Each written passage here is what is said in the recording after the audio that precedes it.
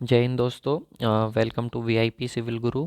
तो last video में question number 110 तक हम कंप्लीट कर चुके थे अपने फ्लूइड मैकेनिक्स के। आज की इस वीडियो में हम क्वेश्चन नंबर 111 से और आगे के क्वेश्चन अपने डिस्कस करेंगे। तो अगर वीडियो आप लोग को अच्छी लगे तो प्लीज़ एक लाइक ज़रूर कर देना, साथ में अपने दोस्तों के साथ शेयर कर दें यार। और हाँ, अगर कंटेंट हमारा अच्छा लग रहा हो तो प्लीज़ कमेंट करके हमें मोटिवेट करते रहें। चलिए शुरू करेंगे आज का पहला क्वेश्चन। इसमें बोल रहा है if the speed of pressure wave is V naught and the pipe length is L, rapid closure occurs when the time of closure is. देखिए, लास्ट वीडियो में मैंने आप लोग को बताया था, कंडीशन बताई थी वाटर हैमरिंग की। अगर आपने वो वीडियो नहीं देखी है तो प्लेलिस्ट बनी हुई है, आप जा कर के देख सकते हैं।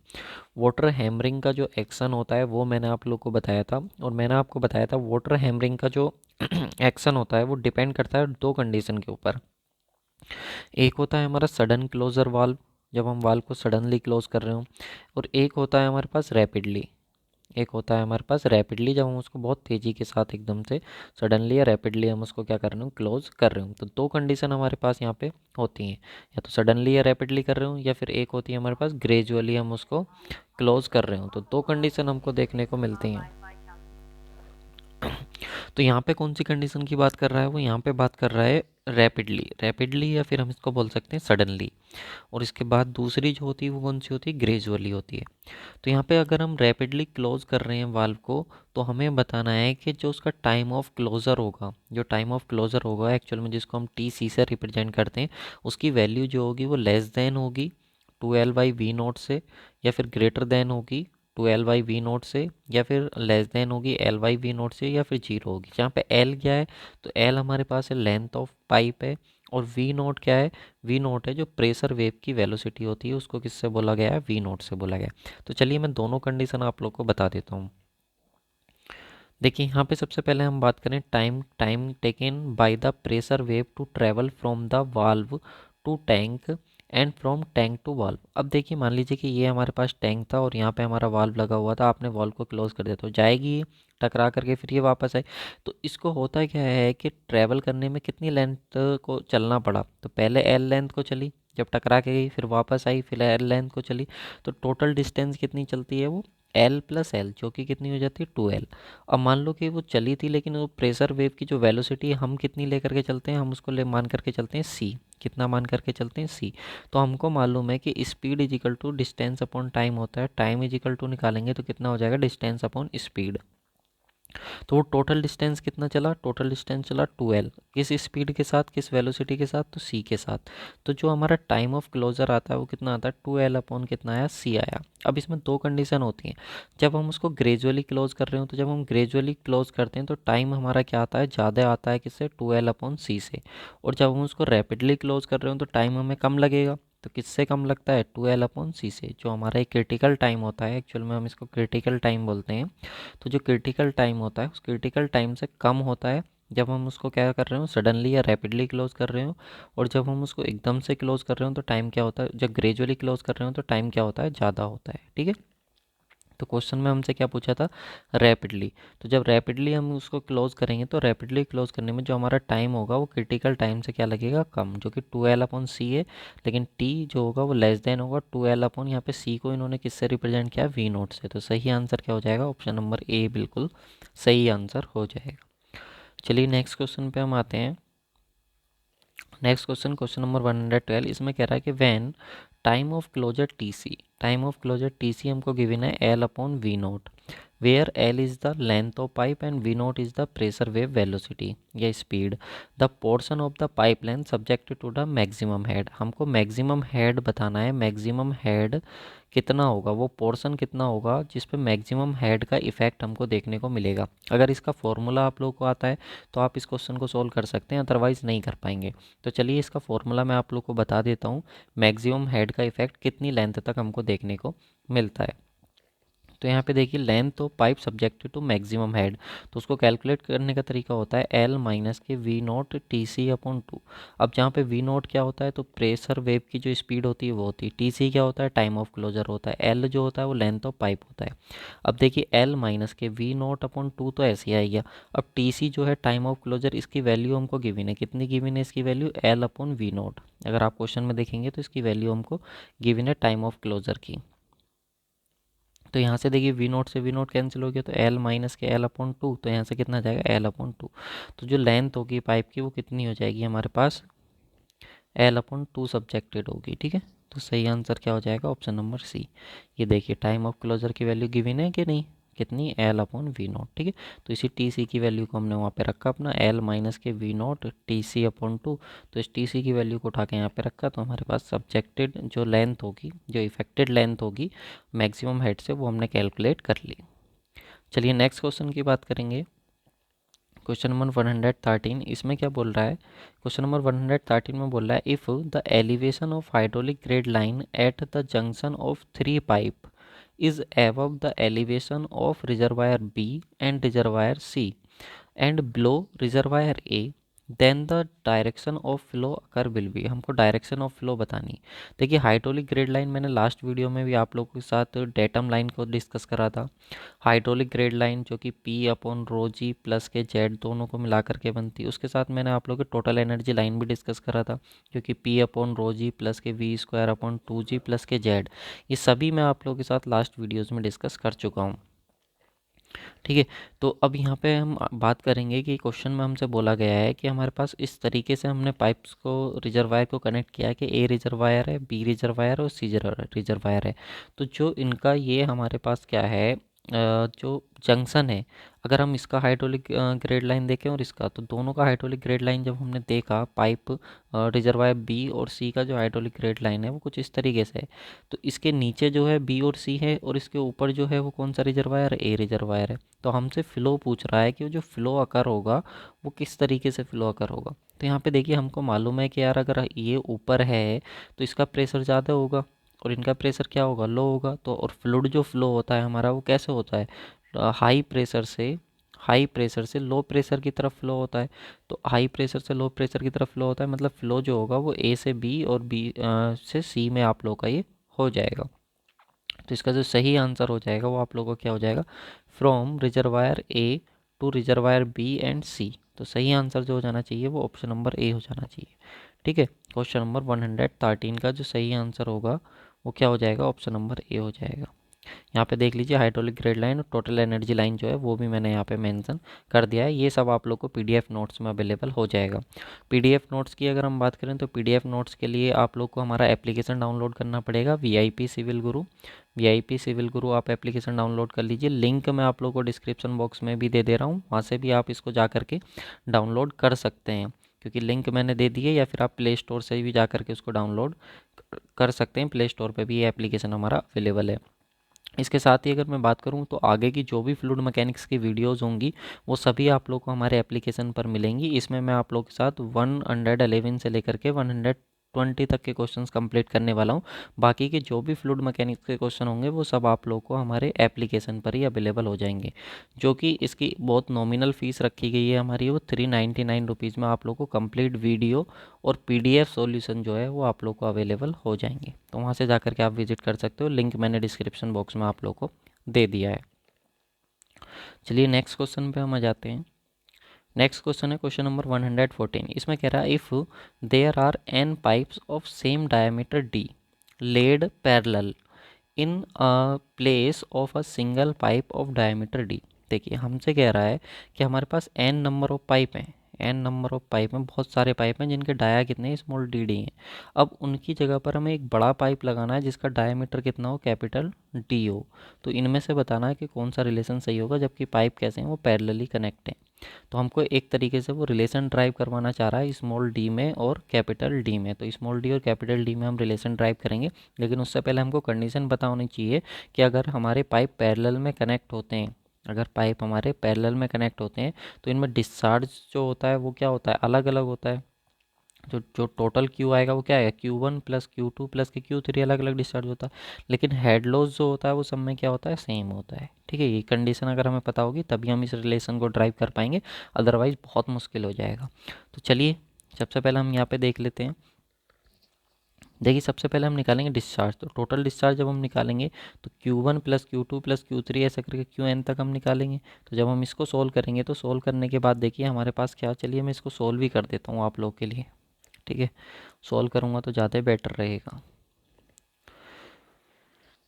देखिए हमें क्या करना है, सबसे पहले हमारे पास जो पाइप कनेक्टेड हैं उनका हम डिस्चार्ज निकालते हैं। तो चलिए डिस्चार्ज अगर हम निकालेंगे तो Q इज इक्वल टू क्या डिस्चार्ज आएगा हमारे पास, Q is equal to discharge आएगा हमारे पास Q1 plus Q2 plus Q3 plus Q4। इस तरीके से हमारे पास कुछ भी डिस्चार्ज। अब Q अगर हम एक इक्विवेलेंट पाइप का डिस्चार्ज लेकर के चलें तो डिस्चार्ज कितना होगा, एरिया इंटू वेलोसिटी, तो इधर भी कितना होगा A1 इंटू V1, और ऐसे ही करके इधर ये चलता रहेगा।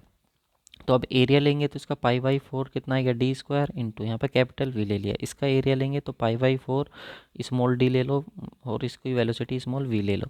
तो जब यहाँ से कट करोगे तो आप कट करने के बाद देखोगे, जब इसको आप सोल्व करोगे तो ये आप लोग के n पाइप थे तो n से मल्टीप्लाई करा दो, क्योंकि सबके लिए हम ऐसे इसको करते रहेंगे ना तो n पाइप के लिए आ जाएगा। तो पाई/4 से तो पाई/4 कैंसिल हो गया। ठीक है, और यहाँ से आप लोगों को क्या बचा, D square V is equal to, यहाँ से बचा D square V into N.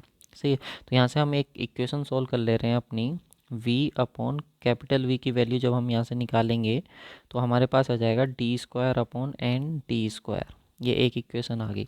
दूसरी इक्वेशन जैसे मैंने आपको बताया कि हेड लॉस हमारा सेम होगा, तो एच एफ इजिकल टू होगा HF1K। ठीक है, तो एच एफ हम निकालेंगे तो कैसे निकालेंगे, FL capital V square upon 2ZD होता है। तो हम इक्विवेलेंट बड़ा पाइप जो उसके लिए इधर रख दिया हमने ये, अब स्मॉल वाले पाइप के लिए रख ले रहे हैं। तो FL V स्क्वायर अपॉन कितना आ जाएगा, 2ZD। तो यहाँ से F से F कैंसिल हो जाएगा।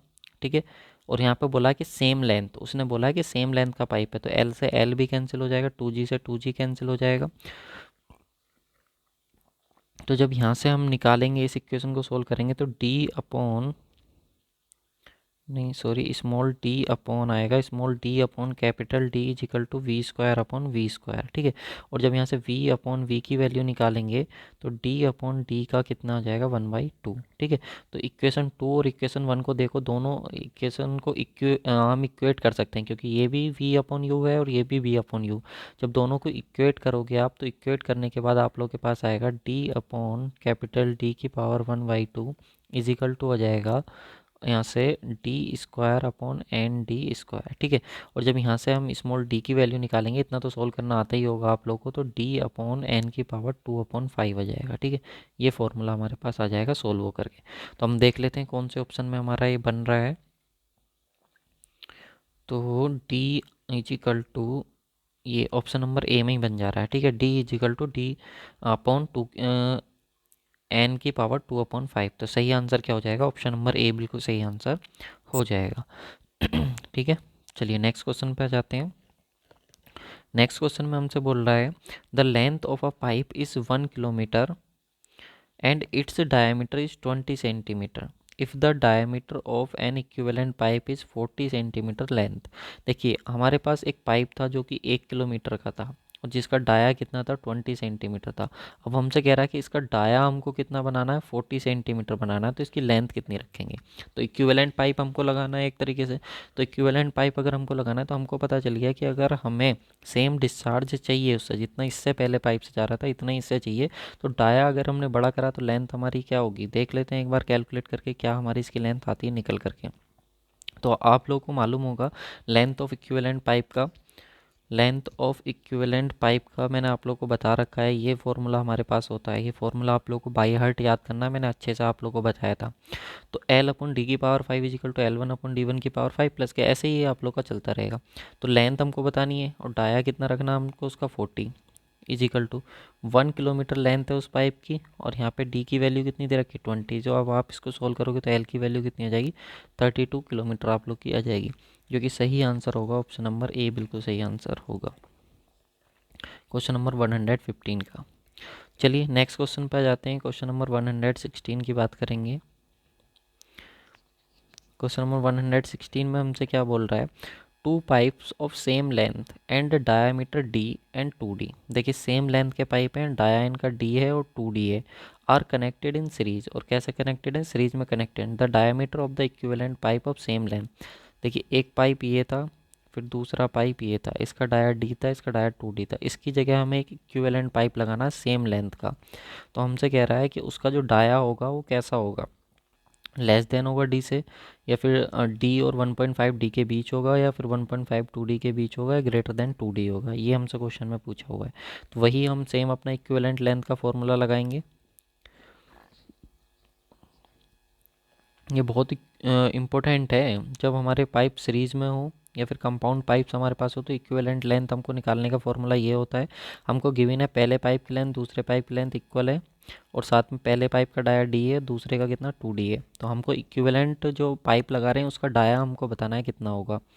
तो चलिए सेम लेंथ है हमारे पास, तो हम इसमें फॉर्मूले में रखेंगे तो एल से एल कैंसिल हो जाएगा, यहाँ से डी 1/d² बचेगा, और यहाँ से कितना 1/d1 की वैल्यू डी थी तो d⁵, 1/d2 की वैल्यू कितनी थी 2d, तो उसकी पावर कितना हो गया 5 हो गया।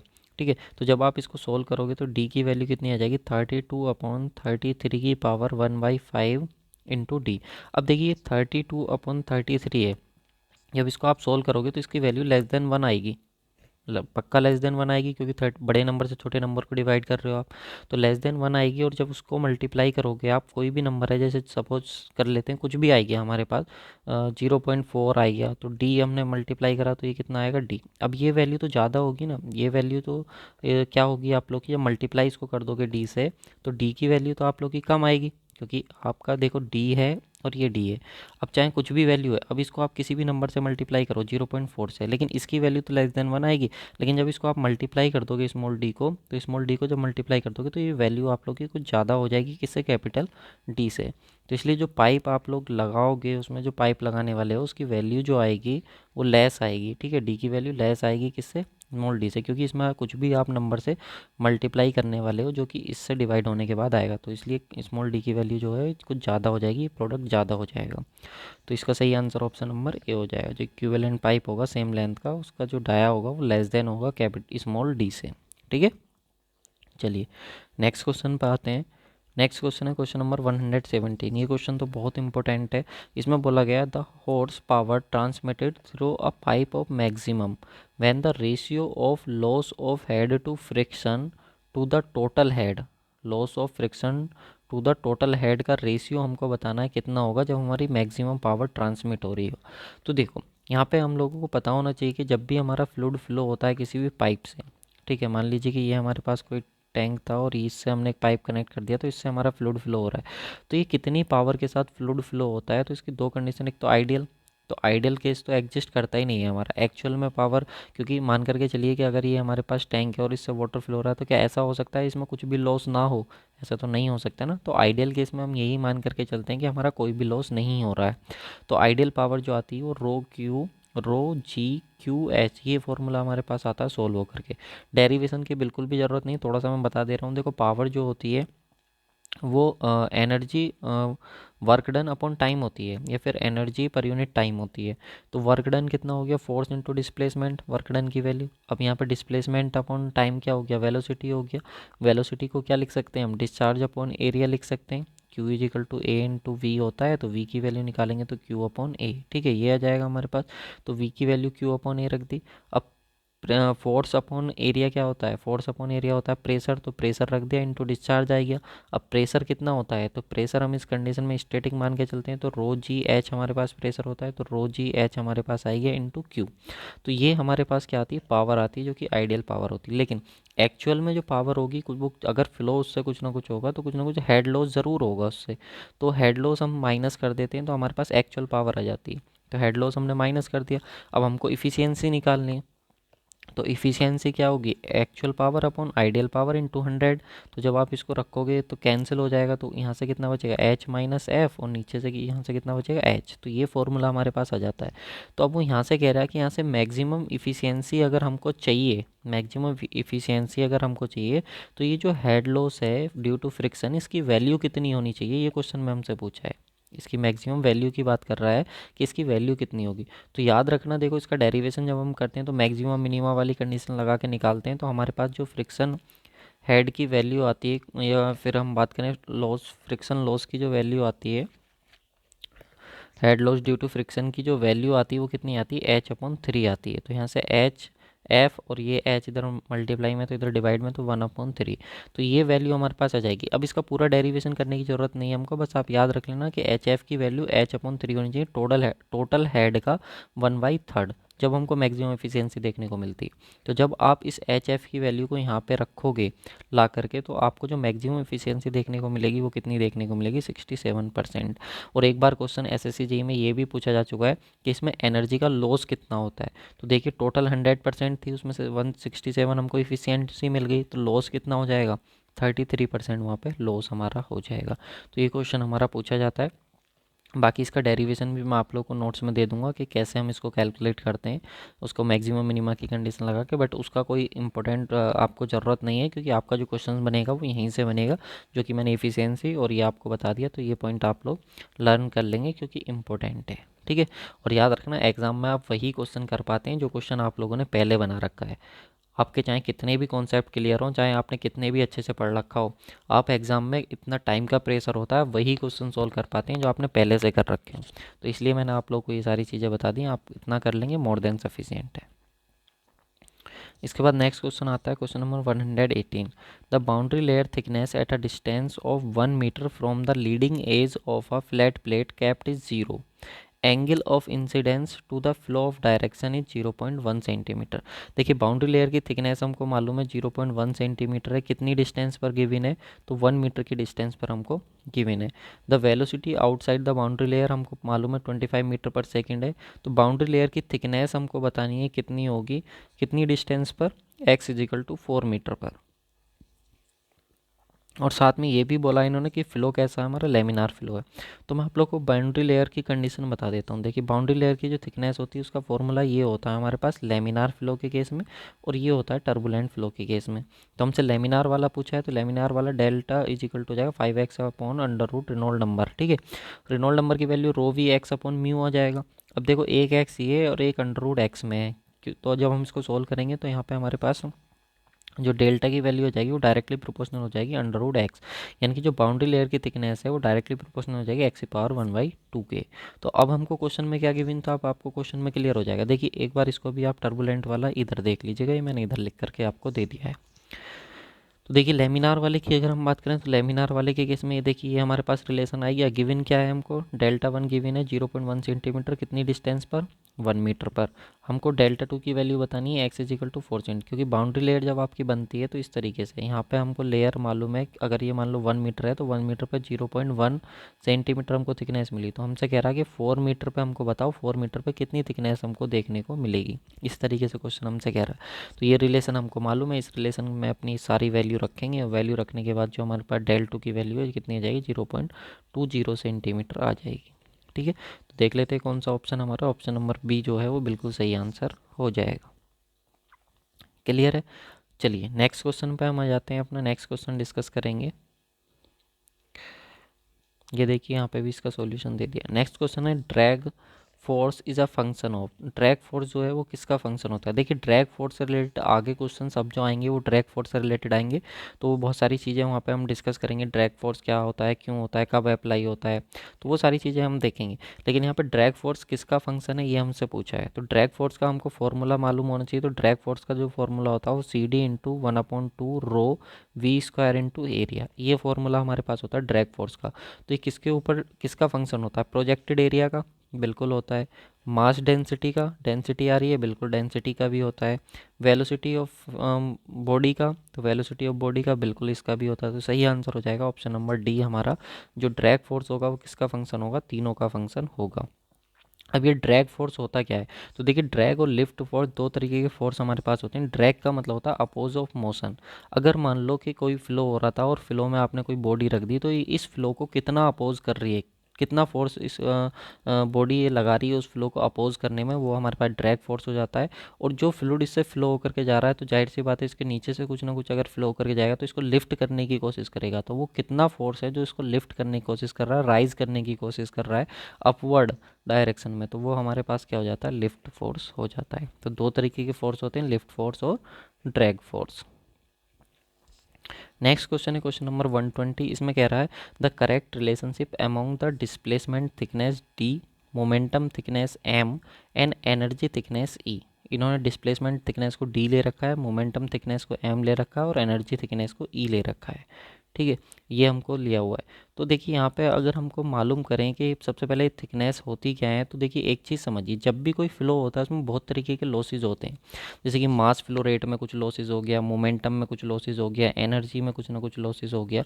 तो ये जो कंपोनेंट्स होते हैं, ये जो लॉसेज हुए हैं, इन लॉसेज को कंपनसेट करने के लिए जो हमारी लेयर होती है वो थोड़ा शिफ्ट हो जाती है, थोड़ा सा क्या हो जाती है, शिफ्ट हो जाती है। तो जो लेयर की शिफ्टिंग होती है, इन लेयर की शिफ्टिंग की वजह से ही हमको कुछ थिकनेस देखने को मिलती हैं जो डिफरेंट टाइप्स की होती हैं। उन्हीं को हम बाउंड्री लेयर थिकनेस के पार्ट्स बोल देते हैं। जैसे कि डिस्प्लेसमेंट थिकनेस हो गया, मोमेंटम थिकनेस हो गया, अब एनर्जी थिकनेस हो गया। अब अगर लोग मान लो कि जो आपका यहाँ पे देखो डिस्प्लेसमेंट थिकनेस को हम डेल्टा स्टार से रिप्रेजेंट करते हैं। अगर मान लो कि जो आपकी डिस्टेंस जो शिफ्टेड हो रही है कंपनसेट करने के लिए मास फ्लो रेट को, अगर मास फ्लो रेट को कंपनसेट करने के लिए अगर आपकी लेयर शिफ्ट हो रही है, डिस्टेंस ट्रैवल हो रही है, शिफ्टेड हो रही है, तो वो हमारी डिस्प्लेसमेंट थिकनेस हो जाएगी। अगर मोमेंटम को कंपनसेट करने के लिए अगर वो शिफ्ट हो रही है, जो बाउंड्री लेयर का फॉर्मेशन हुआ उसको, बाउंड्री लेयर के फॉर्मेशन की वजह से जो लॉस हुआ है मोमेंटम का, अगर उसको कंपनसेट करने के लिए शिफ्ट हो रही है तो मोमेंटम थिकनेस हो जाएगा।